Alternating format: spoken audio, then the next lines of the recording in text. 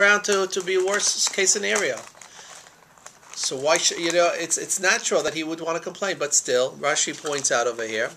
ואחרי כך אמרתי לו עולמות עולם ולא הראו אחרי מידותיי לפיכך אתה תראה ועשו לפרעה ותראה ולא עשו למלאכי שבעה האומות.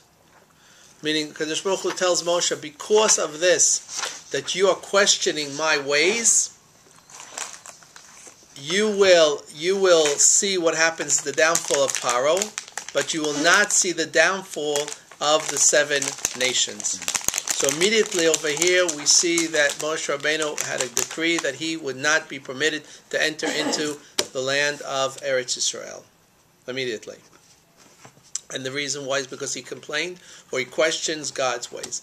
And that just goes to show us that even a Moshe Rabbeinu could not see the redemption process. He couldn't fathom how things were going to work out. He couldn't put the pieces of the puzzle together.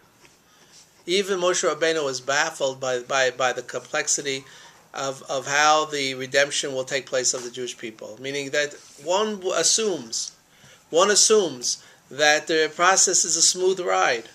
It seems pretty clear from our perspective when we look at it. The burning bush, just go in. Right, go in, take them out, and you'll be redeemed. You'll have miracles, whatever, you'll take everyone out. But that's not exactly what happens.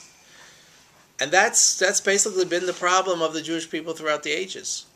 That's what you have today. You have people waiting for redemption. You have people waiting in Chutz La'aretz, in New York, in Brooklyn, in Borough Park, waiting for redemption to come, thinking that it's going to be some miraculous person knocking on the door, telling them to come back, not seeing any of the koshi, not seeing any of the hardships that have to take place with the redemption process. Even Moshe Rabbeinu didn't understand the process that Kadosh Baruch Hu was bringing forth for Am Yisrael, the redemption process. And you see that even Moshe Rabbeinu complained about the process. He says, how could this be the process? You promised that I would bring them out, and here I have all these hardships and nothing's working out, and things are even worse now for the Jewish people. He couldn't understand. He questioned God. He questioned God on how to redeem the Jewish people. And ultimately he was punished by not being able to come into the land of Eretz Yisrael.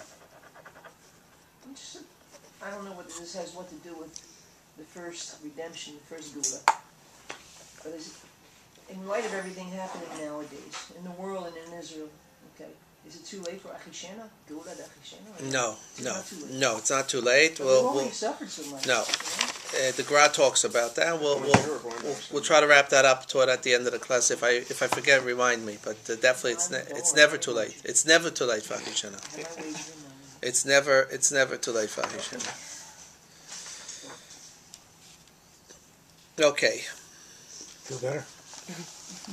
In fact, we find that when the Kadosh Baruch Hu originally sent Moshe Rabbeinu to Egypt to do the job, right? So there were certain signs that were given over to him. For instance, he told them that there'd be the water would turn into blood, and the staff would turn to a snake, into a nachash.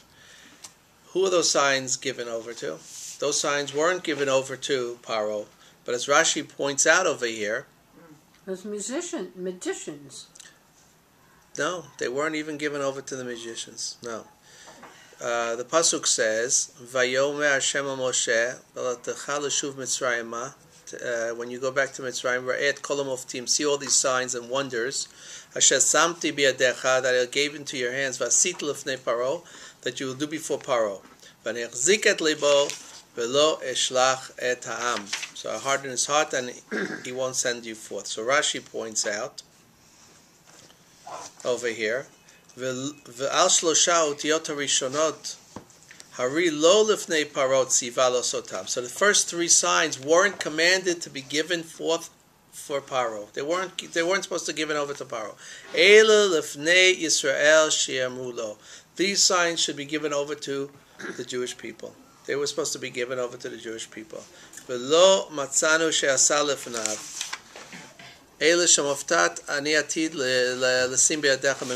What were these 3 signs that were given over? One was the snake, the staff turning into a snake. These are signs given over to the Jewish people. One was the water turning to blood. And the third one was leprosy. When he pulled out his hand from inside and it turned white, the leprosy he was also supposed to show them. Good evening. I still think there's some seats probably in the back. You could probably find. People sit down in front so I can see the speaker. Thank you. These were the 3 signs. Now, why did Am Yisrael need these signs? Why did they need these signs? So once again, we see that Moshe Rabbeinu coming back to Egypt. Who is Moshe Rabbeinu for the Jewish people? First of all, who's Moshe Rabbeinu? He was someone who grew up in the palace. All his life he lived there as a lad. He was mamash minatek min ha'am. So he went out once or twice to see what was going on with the Jewish people, why they were so enslaved, and of course he had the chapter where he killed the Egyptian and had to run away from the palace, and Paro was running after him. But the point is that why should the Jewish people believe him? Who is this guy? He's not part of the Kihila. He's not part of the community. He's not like a Rebbe that everyone knows, and his name is Mifusam, and people know about him. That he, okay, this rabbi, this well-known rabbi will come, and he'll say that he's bringing the redemption. Here's this guy who no one even knows. He's not even wearing yarmulke. Probably had long hair. Speaks hieroglyphic.